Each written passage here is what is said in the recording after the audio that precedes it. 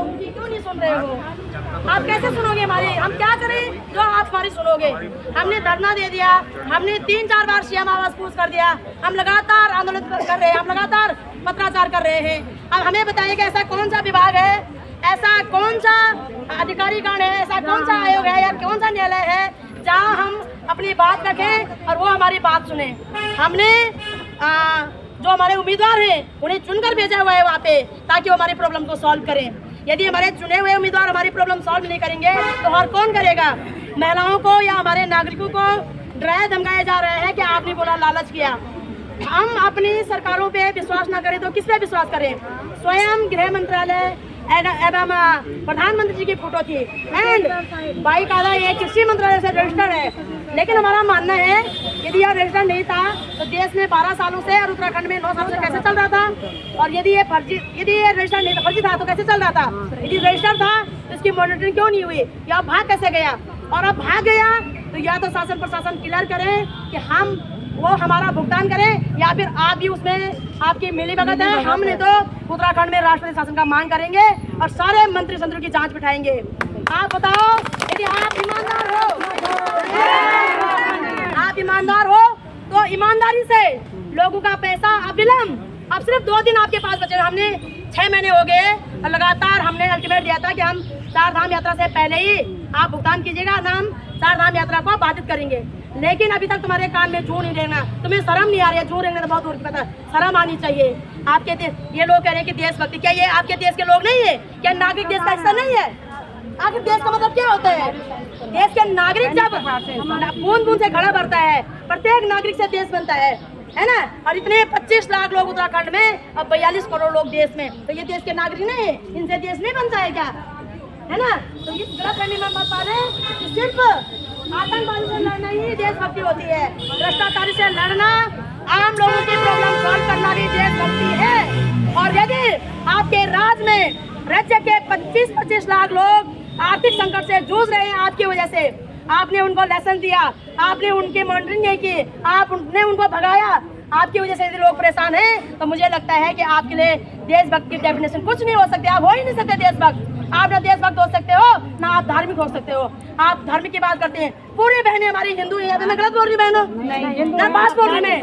जब तुम धर्म करता तो सब हिंदू दूसरे कम बात जय धर्म तुम झंडा उठाना चाहो। यदि तुम देशभक्ति करता तो आधा से ज्यादा कहेगी भैंस फौज में, कहीं जमीन से फौज में, कहीं बच्चा से फौज में, कहीं रिश्तेदार से भतीजा से फौज में। तुम्हें शर्म आनी चाहिए कि हमारे लोग बॉर्डरों पे अपना खून बहा रहे हैं और उनके माँ बहन बेटियां उनके खून पसीने के पैसों के लिए यहाँ पे भीख मांग रहे हैं, सड़कों पे पसीना बहा रहे हैं। शर्म आनी चाहिए साहब। इस तरह से देशभक्ति का वो गुणगान नहीं किया जाएगा हमारे लाशों पे।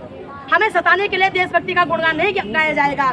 यदि आप सचमुच में देशभक्त हो तो आपको अपना देशभक्त प्रूव करना पड़ेगा। हम अब आपसे देशभक्ति का प्रूफ मांगते हैं कि क्या इन लोगों की संपत्ति की रक्षा करना, इनकी जान माल की रक्षा करना, इनके तमाम हितों की रक्षा करना आपकी जिम्मेदारी नहीं है? यदि नहीं है तो आपसे मेरा निवेदन है, आप विलंब पद पदों को खाली करें। हम कहीं भी जा रहे हैं, चाहे जिला मजिस्ट्रेट में जा रहे हो या तहसील में जा रहे हो, हम अपने गरिमामयी पद पदों से मिलने जा रहे हैं। हम व्यक्ति विशेष से मिलने नहीं जा रहे हैं। किसी को भी पद पदों का रत्ती भर भी घमंड नहीं होना चाहिए और जनता की परेशानियों से दिक्कत नहीं होनी चाहिए। जिन्हें प्रॉब्लम है, जिन्हें दिक्कत है, हाथ जोड़ रहे हैं, अविलंब घर बैठे। जिन्हें भी दिक्कत है, क्योंकि ये पद देश के संवैधानिक पद है और संवैधानिक पदों पे धौंसगिरी नहीं चलेगी, तानाशाही नहीं चलेगी, मनमानी नहीं चलेगी। सुनना पड़ेगा। जो नहीं सुनना चाहता वो घर बैठे, है ना? तुम 70 विधायक हो और हमने इसलिए नहीं चुना था तुम लोगों के लिए। ये तुम्हारी डेफिनेशन है क्या देशभक्ति की? ये माँ बहन बेटों की मान सम्मान की डेफिनेशन है क्या? कैसा डेफिनेशन आप एग्जाम्पल सेट कर रहे हो कि माँ बहन बेटे सड़कों पे हैं, 9-9 साल की बेटी का रेप हो रहा है, आए दिन लगातार माँ बहन बेटियों के साथ अत्याचार हो रहा है और आप कह रहे हो बेटी बचाओ बेटी पढ़ाओ। किससे बचाओ बेटी? कैसे पढ़ाए बेटी? पैसे तुम लूट के ले गए, कैसे हम बेटी को पढ़ाए? और तुमने घर घर में डकैत भेज दिए हैं, हम कैसे बेटी को बचाएंगे बताइएगा जरा, है ना? तो मैं तो ये देखो, मैं स्पष्ट कह रही हूँ कि मातृशक्ति का जो अस्तित्व है उसको ना ललकारे। हमने तीनू झांसी भी पढ़ा है, हमने फूलन देवी भी पढ़ा है, हमने सावित्री बाई फुले भी पढ़ा है। आप लिखित के, आप पढ़ाई लिखाई के माध्यम से, आंदोलन के माध्यम से मान जाना चाहते तो मान लीजिएगा। क्या चाहते हैं हम कि तीनों झांसी के रूप में आपके सामने तलवार खींच के खड़े हो जाएं? वो भी तैयार। आप हमें जानबूझकर हथियार उठाने पे मजबूर कर रहे हो, जानबूझकर चाहते हैं कि हम तीनों झांसी के रूप धारण करें। तो अगर नहीं मानोगे तो हम करेंगे। क्यों?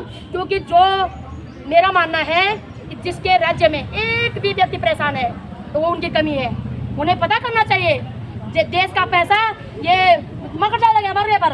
आप लोग देखा भाई बहनों, पूरे मकड़ डाला गया हमारा जिला मजिस्ट्रेट देखा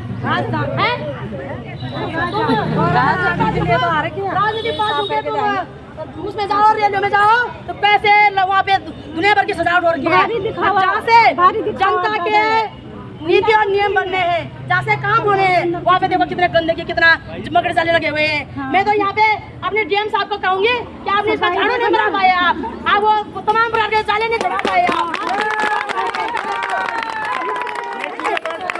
यहाँ देखो, ये देखिएगा पूरा कैसे गंदगी फैल रही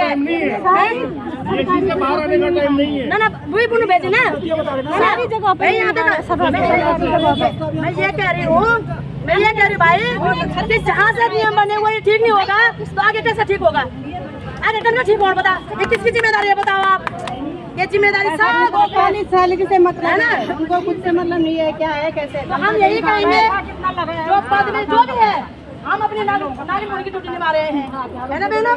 हम पिछले 6 महीनों से अपने नागरिक होने की ड्यूटी निभाना चाह रहे हैं ना। जब कोई खड़ा नहीं हुआ तो हमें जो बहुत दुख हुई कि आज हमारे उत्तराखंड लोग होते ही ये लोग बारिश छोड़े, है ना।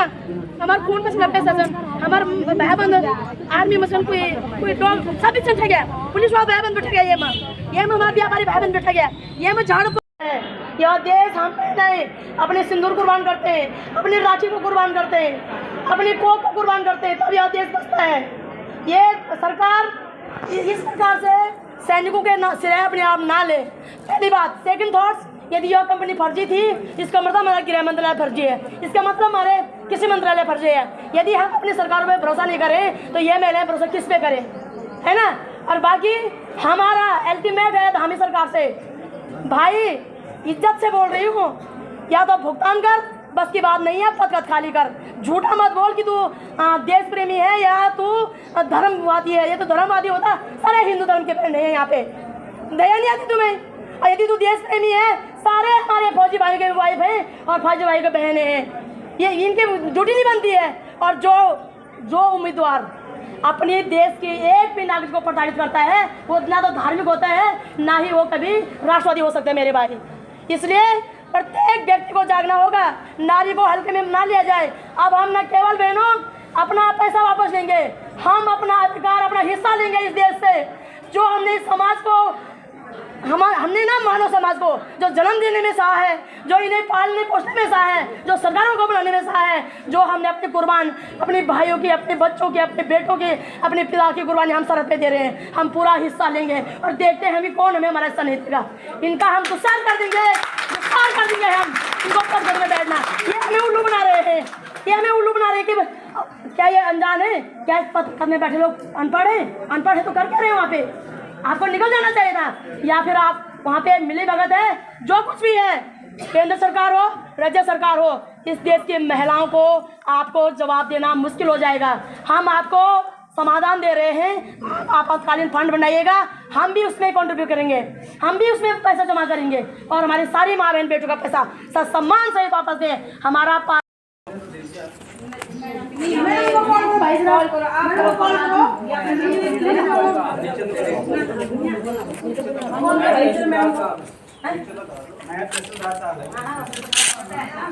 सर अगर आप बात करवा देते ना, आप फोन करके उन्हें बुला दो, आप तो सुबह से खड़े हैं मैडम। आप तो यहाँ पे पहले से देना होता तो आप ही को नहीं दे देते। वही तो मैं कह रहा हूँ, आपको अगर ज्ञापन अपनी बात देनी है, शांतिपूर्वक अपनी बात दे दीजिए, आप जो भी कहना चाहते हैं ज्ञापन दे दीजिए, मैं आपकी बात पहुँचा दूंगा। पर उन्होंने शांतिपूर्वक पकड़ा नहीं, इसीलिए आज हम यहाँ पे आए हैं। बड़ी रिक्वेस्ट कर रहे हैं आपसे, मैडम नहीं है ना, बात ये है, मैं तभी तो कह रहा हूँ आप मुझे दे दीजिए, मैं मैडम को दे दूंगा। मेरी उच्च अधिकारी, मैं उनसे कैसे पूछ सकता हूँ कि आप कब तक आएंगे? आप कुछ सोचे ना, जब जाते हैं ना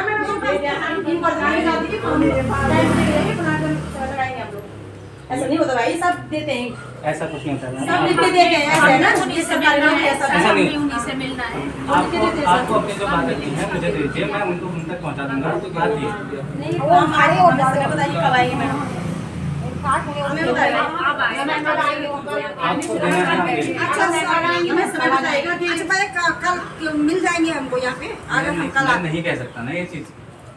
कौन कहे, हमें ये बताओ कौन कहेगा, आप मुझे दे दीजिए, मैं डीएम साहब कहेंगे, आप मैं क्या कह रहा हूँ, मैं आप मुझे हम उनसे मिलना चाह रहे हैं ना भाई। कोई बात नहीं, कल उस टाइम में आ जाओ। ऐसे में कोई बात नहीं। अब इस टाइम पे तो आप ब्याज आएगा 10 बजे से 5 बजने वाले। गुलाब रहे क्या बोला, नाइट नाइट में सुबह खाली क्या यार यहाँ पे क्या जो दे रखे हैं ज्ञापन थोड़ा हमारे साथ आते बात करते हैं थोड़ा सा, तब तो बात होती नहीं। ज्ञापन देके वहाँ उसी के अंदर रख देंगे, दे रहे हैं उस पर कार्यवाही तो नहीं हो रही है, कुछ संतोषजनक जवाब तो नहीं मिल रहा है। सर से बोलिए कॉल कर सकते हैं ना, कैसे नहीं? अरे कॉल कर रहे थे वो नहीं उठा रहे। चलो कोई नहीं, आज छोड़ दो, चलो कोई बात नहीं, कल नहीं सुनेंगे तो ताला लगाएंगे सीधा उनके कमरे में। कह रहे थे कि सिर्फ बात करनी थी उनसे, बाकी कुछ नहीं था। उन्होंने इतना लंबा कल उन्होंने गलती की, अगर कल वहीं पे ले लेते क्या करते? बस वही बवाल भी नहीं होना था ना, उनके लिए होना था ना हमारे लिए होना था। कल इतनी से कुछ बात नहीं, इतना बड़ा बना देते हैं सारे अपने पदों का वो कर रहे हैं, जो इंसान काम करने वाले वो काम करती हैं, जो घूमते रहते हैं। कल आना, कल जरूर आना यहाँ। तब तक आते रहना यहाँ पर। नहीं आना ना, हम ऐसा लग रहा है कि इसका से इतना ही हम सम्मान को सीधा स्टेशन से सब भगाएंगे यहाँ से, एक जो भी अधिकारी ऐसा होता है ना यहाँ पे ना, हटाओ उनको यहाँ से। और जिन्होंने कागज नहीं दिए ना अपने मेरे पास जमा करा देना, मैं लिस्ट बना के। हाँ रे साहब दे देना, सर के पास भी जरूर देना कागज अपने ना, मैं तो कब से बोल रही हूँ। वो भी दिया किसी की मुझे, नहीं देखो इनको भी आते हैं तो क्या हो रहा है इन्वेस्टिगेशन चल रही है ना। हाँ उनको पूछते हैं, सारे बाहर से भी उनको पूछते हैं, फोन आते हैं उनको, यहाँ का आंकड़ा उन्हीं से पता चलता है। जो बात सही है, जो कर्मचारी हमारे काम कर रहे हैं उनकी हम इज्जत करते हैं, इज्जत तो करते हैं, जो काम करने वाले हैं हमारे साथ अच्छे व्यवहार करते हैं, उनकी हम इज्जत करेंगे, उनका सिर्फ जनता के पीछे ही जातं, अगर गुंड भी जातं, भी जातं, भ्रष्टाचारी भी जातं, बलात्कार भी जातं, बल्कि भ्रष्टाचार में बलात्कार में और ज्यादा इज्जत वो वो जेला भीतर बड़ा इलेक्शन जीत जाना था, इतनी बड़ी पावर चौकी अन्य जीतें तो बताओ आप, हम नाम ले देना। चलो तो कल आएंगे चलो, और कल जो भी आगे कर्मचारी है ना सुन लेना, कल आप सीधा ताला मार के जाएंगे यहाँ पे, हमने फिर एक्शन मत लेना हमारे पे कोई, इतना तो लेना और सारे एक्शन मत लेना। जो आपके जो यहाँ पे बड़े बड़े बैठे हुए हैं जो ऐसा करेंगे 10 बजे से कोई, और अगर रात को भी आना पड़े तो हम रात की व्यवस्था भी करके आएंगे। आज हम बुक करें, आगे से हम बुक करेंगे। चलो आ जाएंगे सब हाँ और टिफिन लेके आएंगे, लेकिन हम यहीं रहेंगे। अब हम जाएंगे, थोड़ा सा हम आ रखे किसी पब्लिक प्रॉपर्टी, सभी पब्लिक प्रॉपर्टी हमारे, किसी न किसी कारण से तो आए रखे, ऐसे हमको सॉल्व कर दिए। अपनी हमारे सरकारी चीजों को निजी संपत्ति समझ करके जो मनमानी कर रहे हैं, कुछ कारण ही तो होगा, कारण तो जान भांगे आए उन्होंने हमारी बात सुन जब चीटी मौत हो गई वो पंख लगा ना, हाँ, ये वो हो गया। सोच रहे आज भाग जाएंगे तो शांति से नहीं बैठेंगे हम लोग, आगे बहुत कैसे बैठना हमारे अंदर तो आग जग रही है। लोग बैठने के लिए बैठने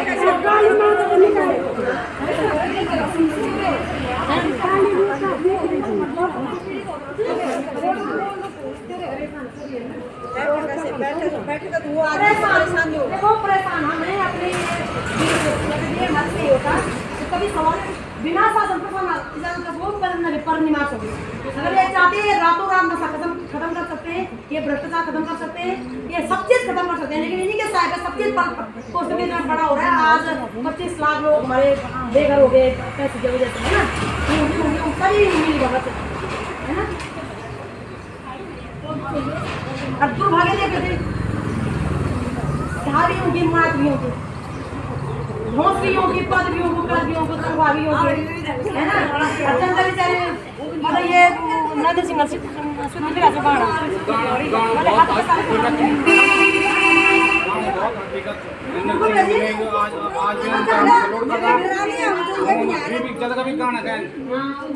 अच्छी के तो वास्तविक से बोले ये जमाना में हाथ पसारी के हाथ नहीं में वो हक नहीं मिलना चाहिए, हाथ पसारी के हक नहीं मिलना बोला जो जमीन लेके हम लोग परेशान हो रखे हैं यार। ये भी हमारा घूमना बढ़िया होता है सब कुछ है, फिर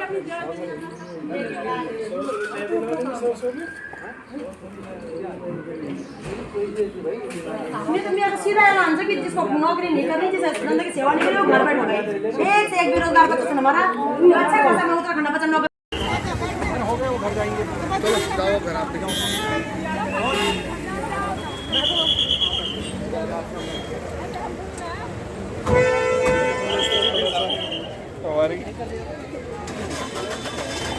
चलना भी जरा